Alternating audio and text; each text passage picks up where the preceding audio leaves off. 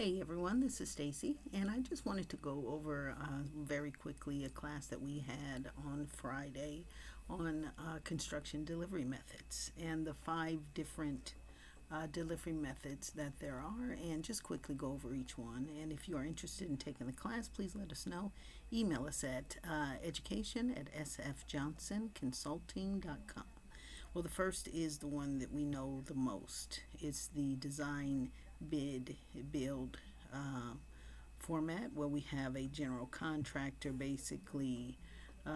We have the sets of plans that are designed, we get the estimates, and then that GC basically controls the project for the owner and gets the project done. All right, and we have everything designed, right? It's the sheets are designed, the specs are designed, everything is up front, and we basically send that out and get bids, and we do the job for the lowest gets the win, right?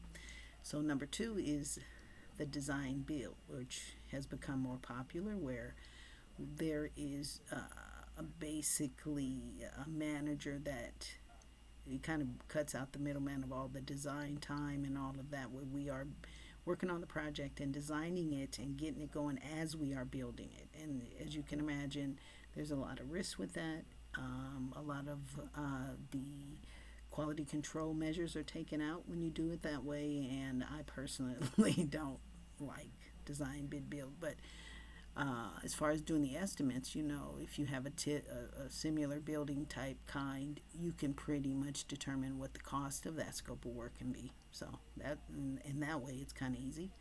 Now we have the construction manager at risk, which is a different type of situation, where the owner hires the construction manager, and they're they take care of all of the what you would do in the design build bid portion. They take care of all of that, and they say, okay, owner, here's the price, and we guarantee maximum price for the project. And if they go over that price, then they are liable for that. So hence construction manager at risk. Okay, and that works for some people, some it doesn't. And then the last two are more of a, we get a contract and we do various projects, not just one. And the job order contracting, that's used when you have kind of like, I'm going to hire you over a 2-year period to do repair work or something like that. And in this type of work, any contractor, can work on this kind of stuff in a opposition to, which is almost the same as the multiple award task order contract, where in that case you get a contract for multiple years, you do multiple projects, and in both cases too, the cost is set. Okay, the cost is set, so from a list of, and it sounds like something the government uses. Well, yes, the cost is set. You know how much they're going to pay per square foot, a linear foot, and half the time they'll give you a linear foot cost for something that's obviously 12 a square foot total. And the difference between the two, 4 and 5, is that 5 is where there's a set subs. The one with the contract has the set subs that they're using, where in the number 4, we'll put a job out there, any sub could apply and win, and we're still in control of the project, but we are not limiting the subs that can bid.